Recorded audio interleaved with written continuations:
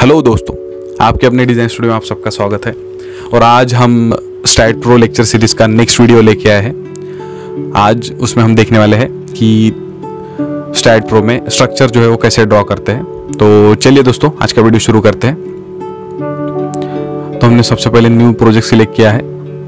Space setting में जाके, location में जाके हमें जो फोल्डर सिलेक्ट करना है वो सिलेक्ट कर लिया है। नेक्स्ट, और बेसिक वर्क जो हमारा है वो फिनिश हो गया है। उसके बाद में जो हमें ग्रिड चाहिए, उसमें जो डायरेक्शन चाहिए वो XZ चाहिए है। नेम आप जो भी देना चाहते हैं वो दे सकते हैं। ग्रिड का डिस्टेंस है, कम ज़्यादा हमें जैसा रखना है हम रख सकते हैं। ओके, जो नया हमने ग्रिड बनाया उसे सिलेक्ट कर लिया है। टॉप व्यू में हम चले गए हैं। तो एक बेसिक सेटिंग हमारा जो है वो पूरा हो चुका है।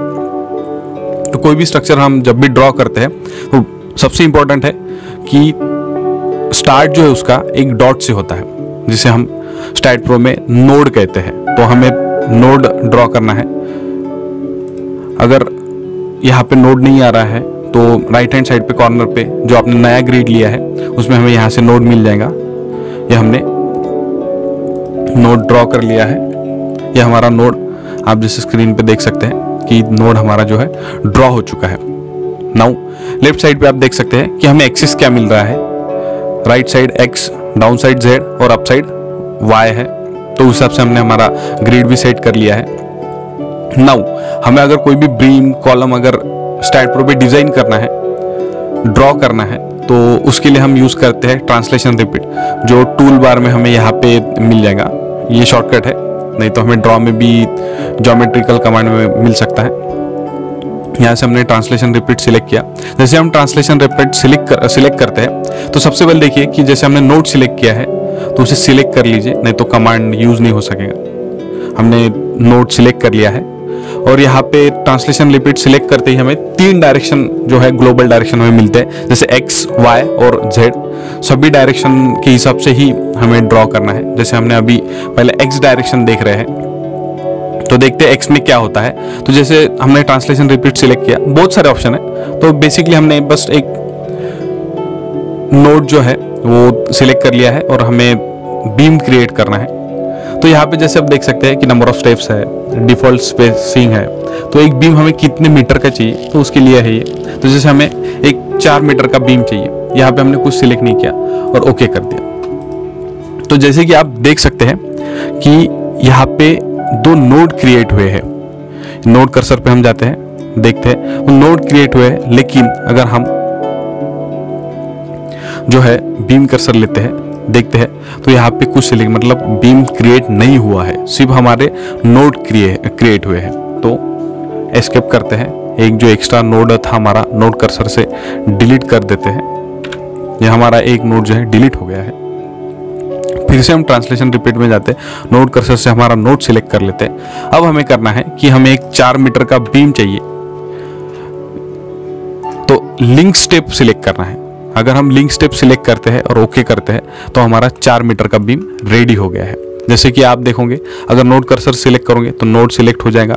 अगर हम बीम कर्सर करते हैं तो हमारा बीम सिलेक्ट हो जाएगा। तो इस हिसाब से हमने X डायरेक्शन में जो है वो एक बीम ड्रॉ कर लिया है। बट अब जैसे मैं एक नोड सिलेक्ट करता हूं, यहां से हमें पीछे के डायरेक्शन में जाना है। अभी हम आगे के डायरेक्शन में गए थे, अब पीछे के डायरेक्न में जाना है। तो फिर से हम ट्रांसलेशन रिपीट करते हैं। फिर से X सिलेक्ट किया है, लिंक स्टेप सिलेक्ट कर लिया है। लेकिन यहाँ पे अब +4 ना करते हुए अपन -4 करते हैं।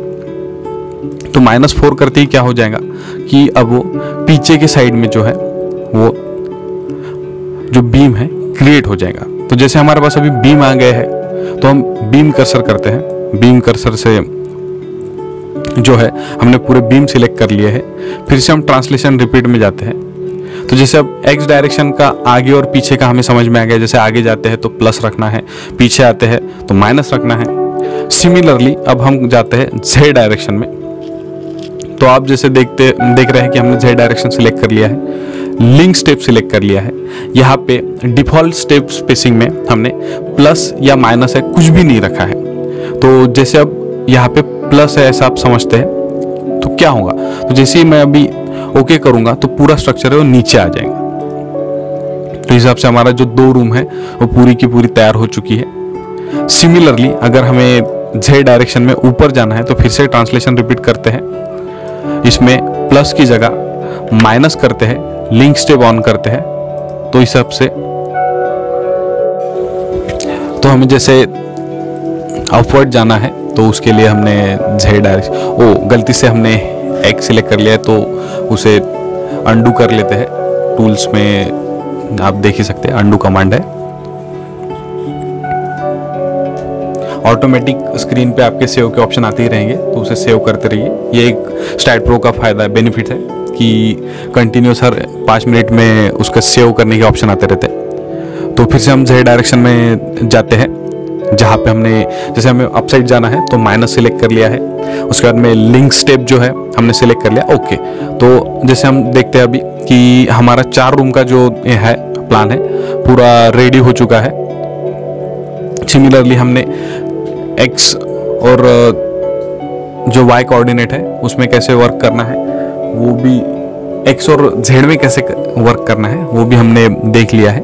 तो अब जो है हम इसका जो व्यू है वो चेंज करते हैं। जैसे हमें Y डायरेक्शन में करना है तो 3D में जाता है, तो हमने इसका व्यू चेंज कर लिया है। जैसे कि हम अब एक कंसीडर करते हैं कि हमारा 4 रूम्स का एक प्लान हमें मिल चुका है, स्ट्रक्चर मिल चुका है। तो हम नोड कर्सर सिलेक्ट कर लेते हैं। जितने भी हमारे नोड है हम उन्हें सिलेक्ट कर लेते हैं। फिर से हम ट्रांसलेशन रिपीट में जाते हैं। अब हम देखते हैं कि हम Y एक्सिस सिलेक्ट करते हैं, ग्लोबल एक्सिस, और कंसीडर करते हैं कि जो हमारा फाउंडेशन है वो 2.5 का है। लिंक स्टेप हमने सिलेक्ट कर लिया है, माइनस इसलिए क्योंकि फाउंडेशन नीचे होता है, और इस हिसाब से हमारा जो है फाउंडेशन पूरा रेडी हो चुका है।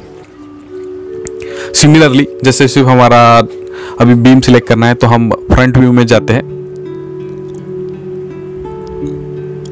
ये हमारा आ गया फ्रंट व्यू, और बीम कर्सर लेके जो है हम सिर्फ जो हमारा प्लिंथ एरिया है वही हम कवर करेंगे। फिर से हम पूरा जो है हमारा एरिया सिलेक्ट हो चुका है रूम का। Y डायरेक्शन में जाते हैं, यहाँ पे हम स्ट्रक्चर का हाइट कंसीडर करते हैं 3.1, लिंक स्टेप ऑन कर देते हैं। तो इस तरह से हमारा 4 रूम का जो स्ट्रक्चर है वो रेडी हो चुका है। एक बार 3D रेंडरिंग व्यू में जाते हैं कि हमारा स्ट्रक्चर कैसे दिख रहा है वो देख लेते हैं।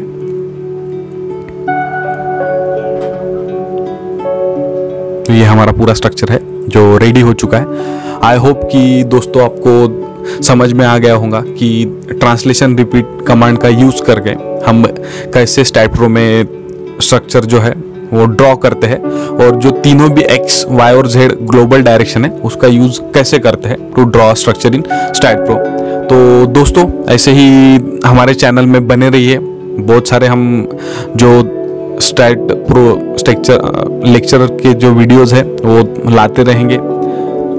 अगर आपको और भी किसी अलग टॉपिक पे वीडियो चाहिए तो हमें कमेंट करके बताइए। हमारा वीडियो कैसे लगा वो भी हमें कमेंट करके बताइए। ज़्यादा से ज़्यादा हमारे चैनल को लाइक कीजिए, सब्सक्राइब कीजिए। तो इसी के साथ हमारा जो वीडियो है यहीं पे समाप्त करते हैं। जय हिंद।